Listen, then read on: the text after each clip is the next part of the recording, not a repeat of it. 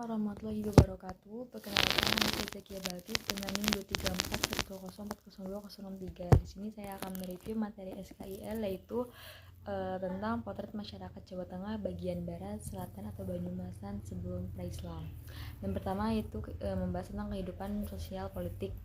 Pembahasan ini mengenai Banyumas sebelum Islam tidak bisa dipisahkan dari dua penguasa bumi Jawa, yaitu dari penguasa Majapahit dan penguasa Pajajaran. Awal mulanya itu sejarah berdirinya itu adanya Kadipaten Wirasabah I sekitar abad 15. Sementara jalur kerajaan Pajajaran dapat ditemukannya pada sejarah berdirinya Kadipaten Pasir Luhur sekitar abad 14-15.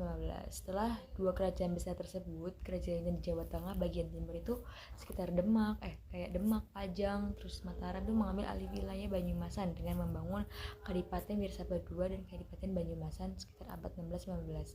Dengan demikian, Banyumas sebenarnya hanyalah merupakan kayak kota atau kabupaten yang merupakan bagian dari baik kerajaan Majapahit, Pajajaran maupun kerajaan-kerajaan yang ada di Jawa Tengah bagian timur. Dalam Babad Wirasabah diceritakan mengenai tentang asal-usul Jaka Katuhu dan Raden Paguwon atau Adipati Wirahudaya yang saat itu menjadi Adipati I di Kadipaten Wirasabah I. Nah, pada saat itu wilayah Kadipaten Wirasabah I itu merupakan bagian dari wilayah Kerajaan Majapahit sekitar tahun 1429 sampai 1522. Tepatnya pada masa pemerintahan Prabu Kertabumi Brawijaya, Kadipati Wirasabah I itu di bawah pimpinan tentang Adipati Wirahudaya adalah kadipaten yang tentram dan makmur. Bahkan pada masa kepemimpinan Adipati Anom Wirautama itu wilayah Kadipaten Wirasabah I mencapai Gunung Sindoro dan Sumbing. Sementara dengan Babad Pasir Luhur, tampaklah Banyumas bisa dilacak pada zaman kerajaan Pakuan Paranghyayang atau Pajajaran di Jawa Barat bagian timur, tepatnya pada masa kepemimpinan Sri Prabu Langgawesi dan Dewa Niskala serta putranya Sri Prabu Linggawastu Ratu Puraba Jawa Dewata dari Sri Prabu Linggasuli. Lahirlah 4 putra yang salah satu dari keempatnya itu menjadi bagian dari cerita Pasir Luhur. Dan berdasarkan tulisan Van der Mol, sejarah Banyumasan itu sebenarnya bisa dikaitkan dengan sejarah kerajaan Galuh Purba gitu sekitar abad 78 Masehi yang didirikan oleh para pendatang dari tanah Kotai melalui pantai Cirebon sehingga menetap di pedalaman Gunung Slamet, Gunung Ceramai, dan lembah Sungai Serayu. Nah, Van der Meulen itu memperkirakan bahwa nama kerajaan Galuh Purba adalah Galuh Sindwala atau Bojong Galuh dan yang beribu kota di daerah Medanggili. Nah, terus antara abad ke-1 sampai ke-6 sebenarnya banyak nama-nama kerajaan yang memakai kata Galuh gitu. Selain Galuh Purba, namun jika dilihat dari luasnya tuh wilayah kekuasaan Galuh Purba itu sangat memungkinkan kerajaan-kerajaan tersebut menjadi bagian dari wilayah kerajaan besar Galuh Purba adalah Galuh Sindwala atau Bojong Galuh yang beribu kota di daerah Medanggili. Dalam perkembangannya banyak ya kita memakai itu. Terus juga hal ini juga berdampak pada adanya perubahan sosial budaya di kalangan masyarakat Galuh Kawali seiring dengan semakin melemahnya kekuasaan kerajaan Tarumanegara pada tahun 669 Masehi. Kerajaan Galuh Kawali ini justru makin banyak menunjukkan eksistensi yang menguatkannya. Puncaknya itu pada saat Raja Galuh itu melakukan pemberontakan dan berhasil merebut kekuasaan dari kerajaan Tarumanegara gitu. Terus setelah itu kalah kan dengan kerajaan Galuh Kawali, membuat kerajaan Tarumanegara itu dan akhirnya kerajaan Tarumanegara itu memindahkan pusat kekuasaannya ke daerah Sundapura dan mencoba membangun kembali kekuatannya di sana. Situasi ini kemudian dimanfaatkan oleh Wertika Dayun untuk merubah kerajaan Galuh Kawali menjadi Galuh yang merdeka dari kerajaan Galuh Kalingga. Wilayah kekuasaan Galuh ini tuh dia tuh meliputi kayak antara Sungai Citarum dan Sungai Cipamali di sebelah barat Gunung Slamet.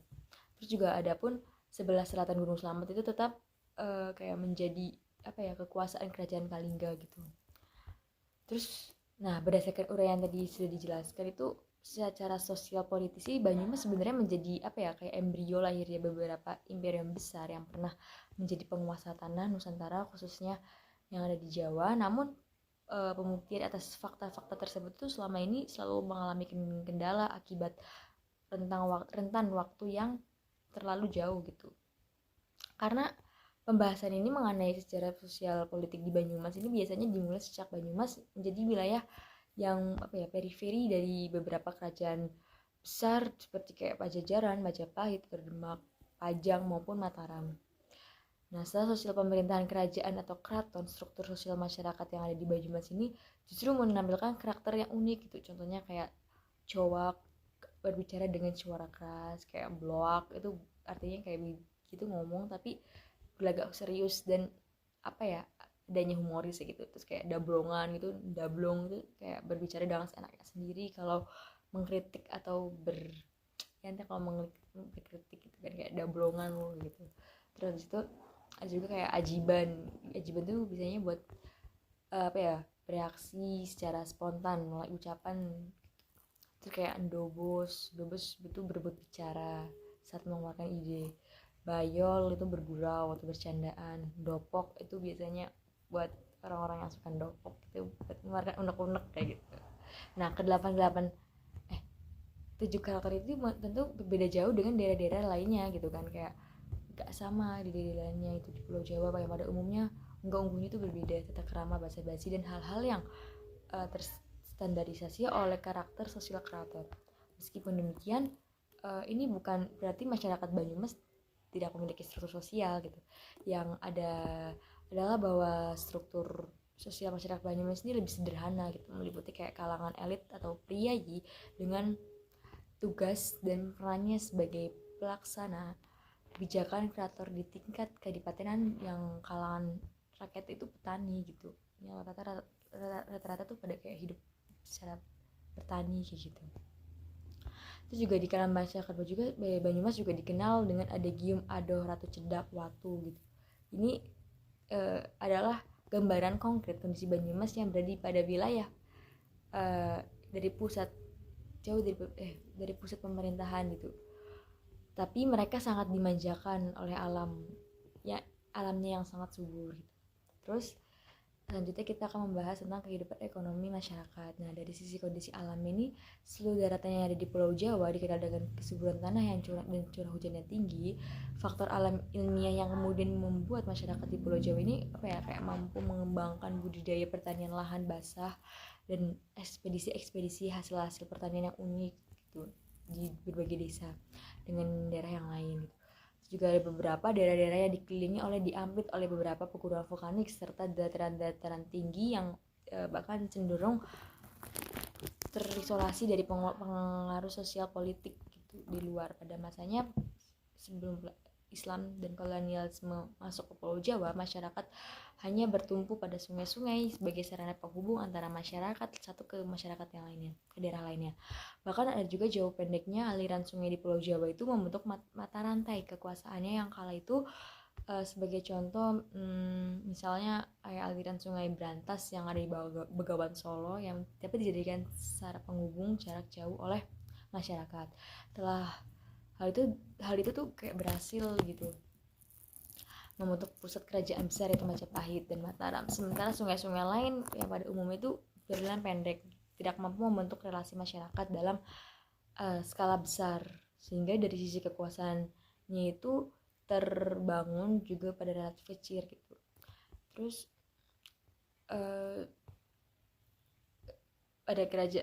pada masuki abad keempat tuh dimana kerajaan besar di Jawa atau negara Mataram, Majapahit dan Mataram ini mulai membuka kayak jalur perdagangan gitu di negara seperti Asia, India, Cina gitu. Pada masanya itu masyarakat lagi tidak hanya mengandalkan sungai, tetapi masyarakat tuh mengandalkan sungai sebagai distribusi ekonomi gitu, tapi juga laut dengan berbagai dermaga pelabuhannya. Tapi banyak juga masyarakat yang jadi petani juga banyak. melainkan ada beberapa yang menjadi pedagang eksportir barang atau penguasa kapal angkut barang. Di wilayah Jawa Tengah bagian barat, tentang Wali Songo. Wali Songo itu kan artinya kayak wali yang jumlahnya 9 gitu. Itu sebenarnya jumlah itu bukan hanya 9 gitu kan. Jadi jika ada seorang Wali Songo yang meninggal dunia atau kembali ke negeri seberang, maka akan digantikan anggota baru gitu. Songo atau 9 itu tuh kayak angka keramat gitu, angka yang dimana dianggap paling tinggi gitu. Dewan dakwah tersebut juga bilang kalau Wali Songo itu merupakan kayak menarik simpati rakyat pada masa waktu itu gitu kan. Sebenarnya menurut pertemuan Kiai Haji Bishir Mustafa itu sebagaimana diuraikan oleh Saifuddin Zuhri, jumlah para wali itu tidak kayak 9, melainkan lebih dari itu. Mungkin sangat sulit untuk melepaskan dimensi mitos gitu kan dari diskusi-diskusi tentang keberadaan Wali Songo dan perannya dalam penyebaran Islam di Nusantara, terutama pada Jawa.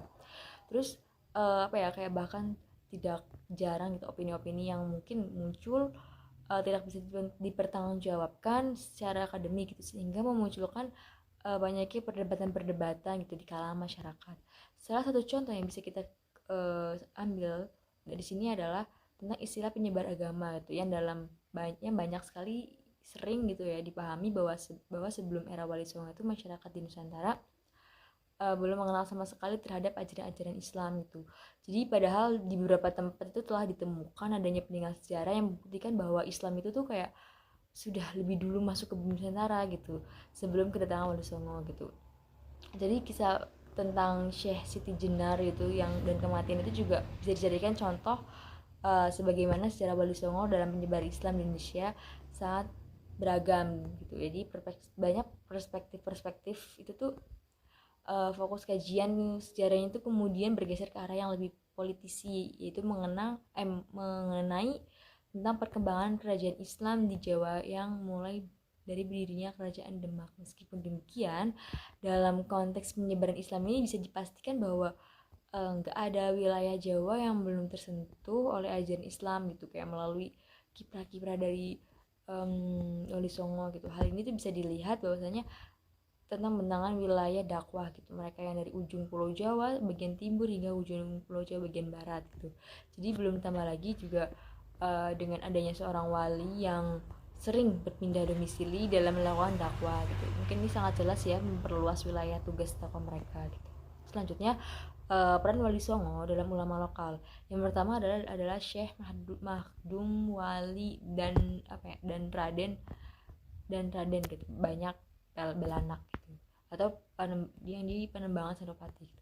Mungkin secara gelar ini tuh Pangeran Senopati Mangkomedi di Kadipaten Basiluhur itu sangat erat mungkin hubungannya dengan sejarah-sejarah Kesultanan Demak gitu. Asal mula gelar Pangeran Senopati di Makabumi ialah pemberian dari Sultan Demak kepada Raden Banyak Belanak di Kadipaten Pasir Luhur yang bersedia memeluk agama Islam dan membantu menyebarkan Islam di wilayah Pasir Luhur.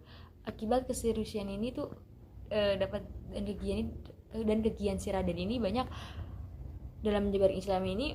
Adipati ini sebelah barat dan timur Kabupaten Pasir Luhur semua tuh bakal tunduk gitu, banyak yang memeluk agama Islam untuk menjalankan misi kayak Islamisasi gitu. Terus yang kedua itu ada Syekh Abdul Samad itu Jombor, Cipete, Cilongok, Banyumas gitu. Itu beliau ada tokoh lokal penyebar Islam lainnya adalah Syekh Abdul Samad. Beliau juga ulama yang berasal dari Jawa Barat dan diperkirakan lahir pada abad ke-16. Secara perkiraan tahun kelahiran Syekh Abdul Samad ini berasal dari adanya berkas prestasi kayu yang memuat tulisan berbunyi gebyog atau kayak cungkup mangkap. Nah itu tuh dibangun sekitar tahun 1817 Masehi gitu. Terus itu juga proses makam itu bersamanya itu cangkupan itu sendiri itu dilakukan oleh Kiai Muhammad Nur Zaman yang merupakan keturunan ketujuh dari Syekh Abdul Samad. Dengan demikian tahun kelahiran Syekh Abdul Samad ini diperkirakan sekitar abad ke-15 atau kayak ke-16 gitu. Berasal dari proses hidung mundur berarti Kiai Nur Zaman itu hidup di 1917 sampai 7 generasi di atasnya. Dengan demikian pada masa hidup Syekh Abdul Samad ini diperkirakan tidak berbeda jauh dengan Joko Kaiman dan Syekh Abdul Somad ini menghabiskan masa muda itu banyaknya di pondok gitu. Kayak dia tuh pernah beliau tuh pernah mondok di Gunung Jati, Cirebon, Jawa Barat gitu kan. Kayak karenanya meskipun ia adalah salah satu keturunan pejabat di Keraton Cirebon dan ia memiliki peluang untuk menjadi pejabat di lingkungan keraton itu, namun ia malah memilih jalur lain, itu menjadi santri dan bercita-cita untuk menyebarkan agama Islam. Tuh, terus